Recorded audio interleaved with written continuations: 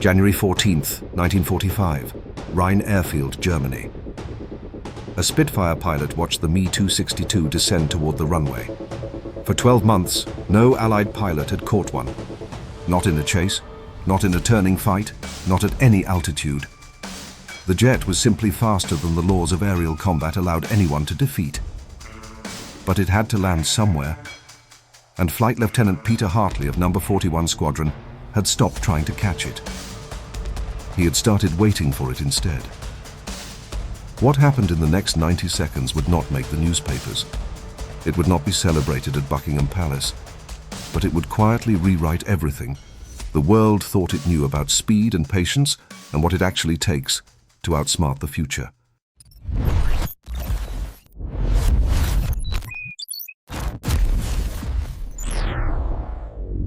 In the summer of 1944, the skies over Germany changed forever. Allied bomber crews had spent 2 years developing a grim expertise in survival.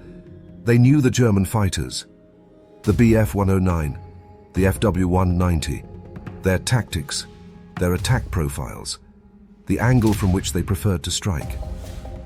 That knowledge had cost them enormously to acquire. But they had acquired it. The escort fighters knew their opponents. The gunners knew what to expect. A brutal, murderous equilibrium had established itself 30,000 feet above Europe. Then something new appeared on the radar screens. Not bigger, not louder, just faster. Startlingly, impossibly faster. An aircraft that crossed the sky at speeds the tracking operators initially assumed were instrument errors. The first reports from bomber crews described something that appeared briefly at extreme range, moving at a velocity that made the escort P-51s look as though they were standing still, and then was simply gone. Not evading, not turning, just gone. Because it was already somewhere else before anyone could respond. The Messerschmitt Me 262 was the world's first operational jet fighter. Its 2 Junkers, Jumo 004 turbojets, produced thrust that no piston engine could match. Its top speed of 559 miles per hour made it the fastest combat aircraft on the planet by a margin so large it was not a competition. It was a different category of machine entirely.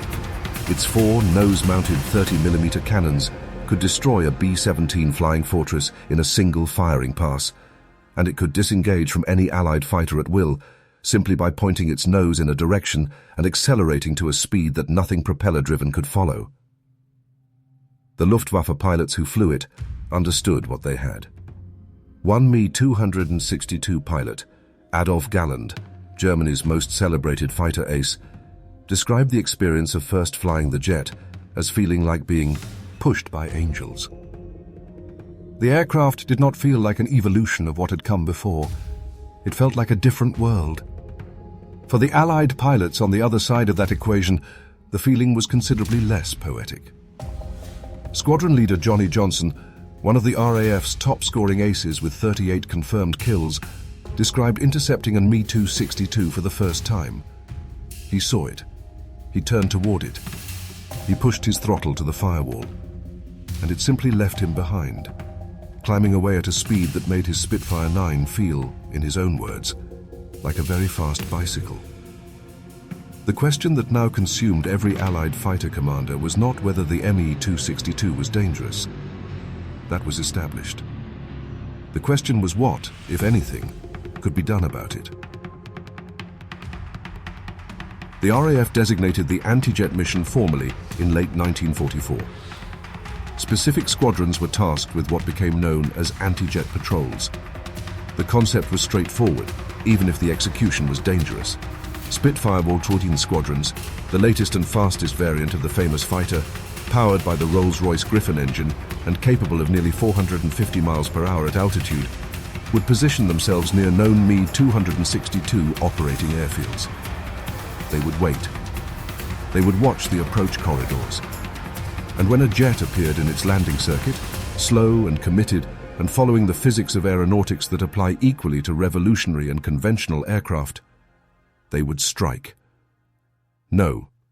41 Squadron, flying Spitfire 14-teens from 20 Airfield in Holland, became one of the most successful exponents of this tactic in the war's final months. Operating over the German airfields in April 1945, they accumulated a record against jet aircraft that would have seemed impossible 12 months earlier. They were not faster than the Me-262. They were smarter about where to be. The tactic required patience of a particular kind. The patience of a pilot who has suppressed every instinct to chase and engage, who circles at a careful distance, who watches without acting, who waits for the geometry to become correct. It was profoundly unglamorous work. There was no pursuit, no turning fight, no test of individual skill against individual skill in the open sky. There was only waiting and watching, and the sudden brief violence of an attack on a target that was, in that specific moment, unable to respond effectively. Experienced Luftwaffe pilots understood the danger perfectly. Many Me-262 airfields were surrounded by concentrations of anti-aircraft guns, precisely because the Germans knew their jets were vulnerable during approach and departure. The flak corridors over jet air fields were among the densest in Germany by early 1945. Allied pilots hunting jets faced the real possibility of being shot down by ground fire while setting up an attack on an aircraft that, under any other circumstances, they could not have touched. This was the trade. The Me-262 was untouchable in the air, near the ground, near the airfield, in the circuit. It was merely very dangerous. The Spitfire pilots accepted the trade. The morning of January 14, 1945 was cold over the Rhine approaches. A pair of Spitfire 9s from the 2nd Tactical Air Force were working the area around Rheine Airfield, one of the primary Me-262 bases in northwestern Germany. Rheine was well known to Allied intelligence. Its location, its runway orientation, its approach corridors, all of it was mapped, studied, discussed in briefing rooms across the Allied airfields of Holland and Belgium. It was also heavily defended. The flak around Rheine was not a deterrent. It was a statement of intent. The Spitfire pilots held their altitude. They watched the airfield from a distance that kept them outside the worst of the flak envelope. And then, descending from altitude on a standard approach profile, they saw it. And Me-262 in the landing circuit, gear coming down, committed to the runway, its speed bleeding away as the pilot managed his throttle with the careful precision that the Jumo engines demanded. The attack was brief. A diving pass, the closure rate enormous by the standards of piston engine combat, the firing window measured in fractions of seconds. The Me-262 pilot had almost no options. He could not accelerate. His engines were at low power, committed to the approach, and rapid throttle advance risked flameout. He could not turn aggressively. His speed was too low, and his configuration too committed. He could not climb.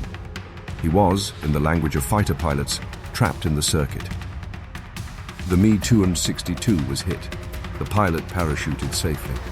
The aircraft did not. It was not a glamorous victory.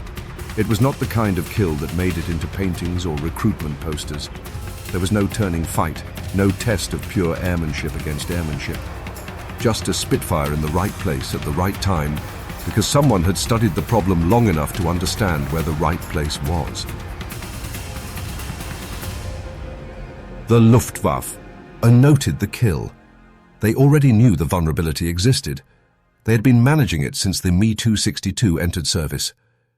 But January 14th was a reminder that managing a vulnerability and eliminating it were different things. And in the air war of early 1945, they no longer had the resources to do the latter. By April 1945, the Me-262 force was fighting its own war of attrition. Fuel was scarce. Replacement engines were scarcer. Trained pilots were being killed faster than they could be replaced, not primarily by Allied fighters, but by the combination of Allied bombing, mechanical unreliability, and the extraordinary physical demands of flying a revolutionary aircraft under desperate operational conditions. The airfields themselves were under constant attack. The infrastructure that kept the jets in the air was collapsing faster than the jets could compensate for. Nonda 41 Squadron continued their anti-jet patrols throughout April, operating over the German airfields with a systematic patience that reflected months of accumulated tactical learning. On April 25, 1945, a Spitfire Polfin pilot spotted two Me-262s at low level and gave chase. reaching 400 miles per hour in the pursuit, before assessing that the jets were drawing him deliberately toward a flak concentration, a counter-tactic the Germans had developed specifically against aggressive Allied pilots hunting jets near airfields. The Spitfire pilot broke off. He waited. When the jets entered the airfield circuit, he struck. This was the fully developed form of the tactic. Not just patience, but patience combined with the tactical intelligence to recognize when patience was being exploited against you, and the discipline to reset rather than commit to a compromised attack. It was a level of situational awareness that went well beyond individual flying skill. It was the product of months of collective learning, passed between squadrons, refined through debriefs, updated as the Germans adapted their defenses. The Me-262, for all its revolutionary speed, was caught in a problem that the Spitfire pilots had understood before the Luftwaffe fully accepted it. Speed solves most problems in aerial combat, but it does not solve the problem of having to land, and it does not solve the problem of an opponent who has stopped trying to catch you in the air and started waiting for you on the ground. The tally of confirmed Me-262 kills by RAF Spitfire units in the final months of the war is modest in absolute numbers. The chaos and compression of the war's final weeks, the unreliability of wartime claim verification, and the rapid movement of ground forces all complicate the historical record. But the pattern is clear. Every confirmed kill followed the same geometry. Not pursuit, not speed. Position, patience, the airfield, the circuit. The moment when the world's fastest fighter was, for 90 seconds, just another aircraft trying to land. The Me-262 arrived too late to change the outcome of the war. This is the standard historical conclusion, and it is correct as far as it goes. The numbers were simply insufficient. The infrastructure to support them had been bombed into dysfunction. The pilots to fly them effectively were running out. By the time significant numbers of Me-262s were operational, the war had perhaps 6 months to run, and no realistic concentration of jet fighters could have altered the strategic equation that was grinding Germany toward defeat. But the encounters between Spitfires and Me-262s in the final year of the war established something that would define air combat doctrine for the next generation. Speed was not the decisive factor in aerial combat. Speed was a tool, and like any tool, it had limitations that a sufficiently patient and intelligent opponent could identify and exploit. Every jet fighter designed after 1945 incorporated lessons from the Me-262's operational experience, including the lesson that jet engines needed better throttle response, more reliable operation, and designs that minimized vulnerability during the phases of flight that revolutionary speed could not protect. The Jumo 004's fatal throttle limitation disappeared in the next generation of jet engines. The approach phase vulnerability was addressed through improved airfield defenses, changed operating procedures, and eventually the development of aircraft with enough performance reserve that even during approach, they remained difficult targets. The Spitfire pilots who hunted the Me-262 in the winter and spring of 1945 did not know they were writing doctrine.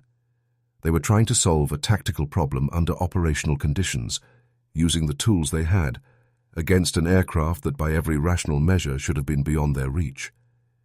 The solution they found was not elegant in the conve. That remained true on the last day of the war as it had been on the first day the jet appeared over Germany.